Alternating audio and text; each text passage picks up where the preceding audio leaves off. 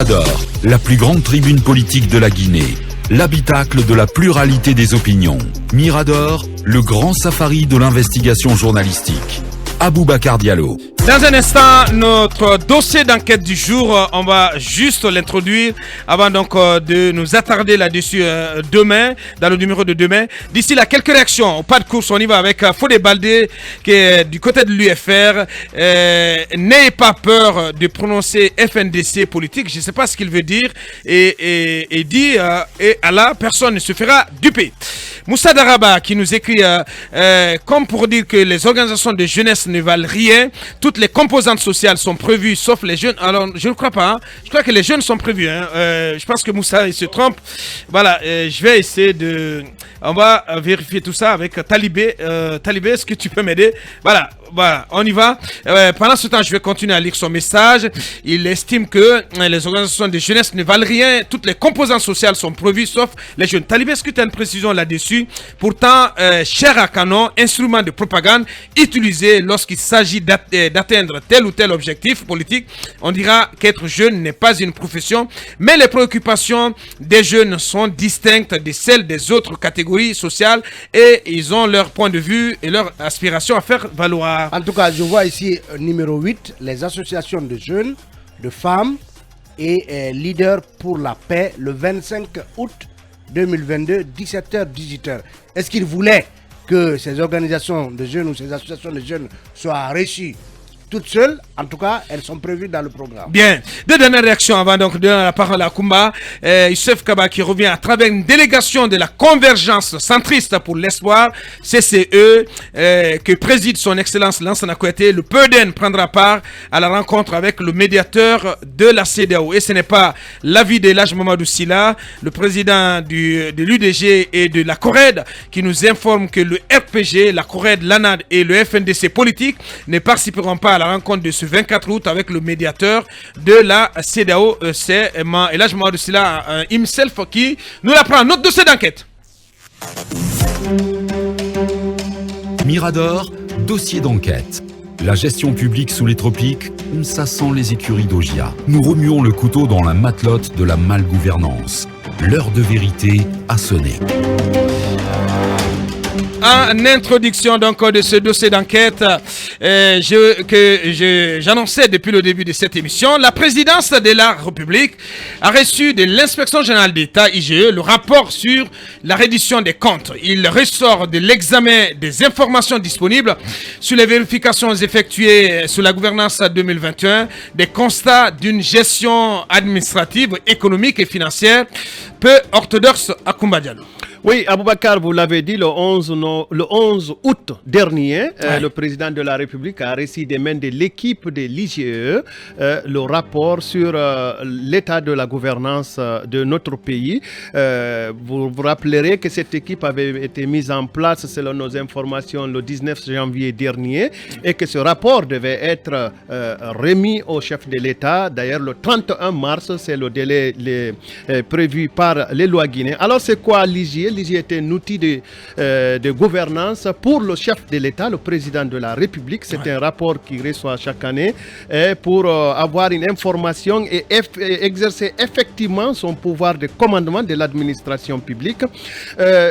Pour aller vite, Aboubacar, c'est un rapport qu'on ne pourra pas diffuser en une semaine.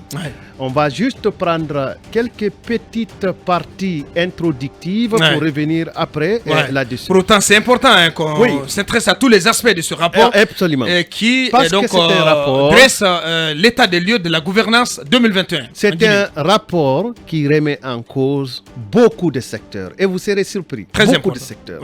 Alors, la première partie que nous avons décidé de partager avec nos auditeurs, c'est la situation de la gouvernance, notamment la gouvernance administrative de notre pays.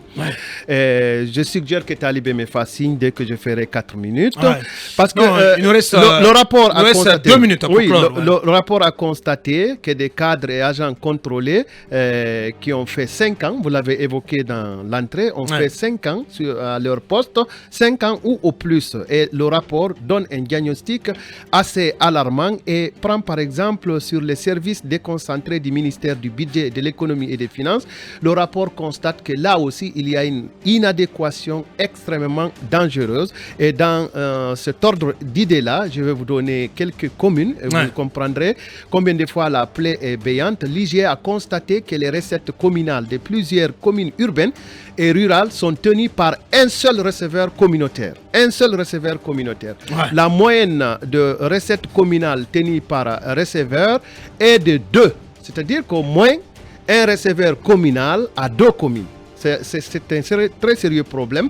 Il arrive de rencontrer des receveurs qui ont à leur charge 6, 7 ou 8 recettes de communes. Et ça, c'est très grave.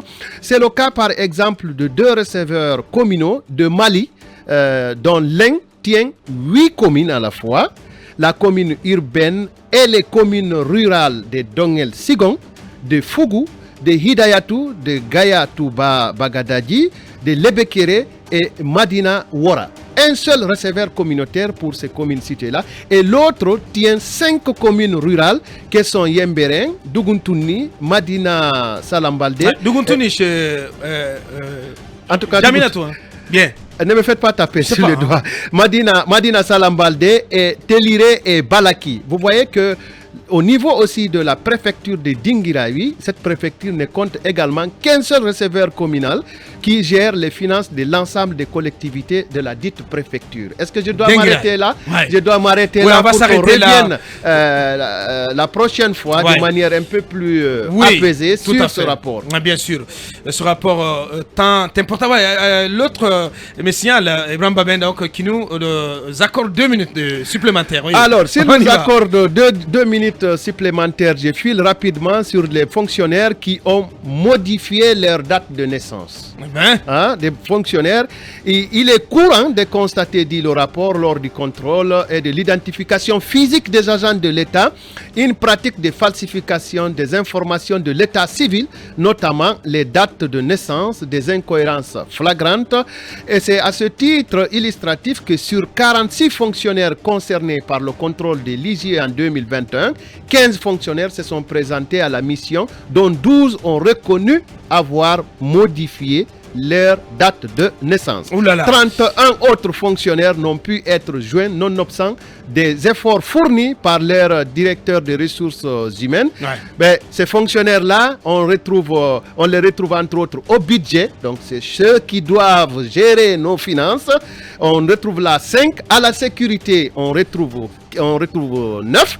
Aux finances, on retrouve 15, à l'agriculture 1, à l'environnement 1. C'est tout simplement vous dire que même nos finances n'échappent pas à la modification des dossiers civils. Akouma va s'arrêter là pour continuer cette enquête forcément dans nos prochains numéros. Un mot sur la remise de du rapport définitif des assises nationales tout à l'heure au palais Mohamed V. En tout cas, le CNA, le comité national des assises, doit enfin remettre ce rapport définitif qui, en tout cas... donc il mettra fin aux activités du CNA. Du CNA. En tout cas, le CNA a mis plus de 3 mois à produire ce rapport. Que dit ce rapport sur autant de questions d'actualité? J'espère qu'il sera rendu public, il sera disponible pour tout le monde, pour la consommation de tout le monde. La question est tellement importante que quand vous prenez le communiqué du CNRD qui a suspendu les travaux de la commission ad hoc que Dansa a mis en place par rapport au projet du CNT, le communiqué dit demander de surseoir à toute activité allant dans le sens de la rédaction d'une nouvelle constitution en attendant le rapport final des assises nationales. Donc, ça veut dire que la question de la nouvelle constitution est censée être tributaire des assises nationales. Des conclusions de ce. Et quand dit donc ce rapport en ce qui concerne... On y reviendra forcément et abondamment dans le numéro de demain jeudi, et si tout va bien aussi avec un invité exceptionnel. On va vous confirmer tout cela dans la journée sur nos pages tenues par Moustapha Viki. Grand merci à tous les 6, merci également à nos équipes, à la régie, à la transmission. On revient demain quand il sera 8h. Derrière nous, c'est l'équipe de Ousmane Tolo dans Dentegue. Le programme continue sur 95.3. Vous êtes Mirador. la grande messe de l'investigation journalistique, la plus grande tribune politique de la Guinée. Avec Aboubacar Diallo, Talibé Bari, Mamadou Ouri Diallo, Akoumba Diallo, Kabine Fofana, Mohamed Kaba, Ibrahima Lincoln Souma, Mamadou Diambaldé.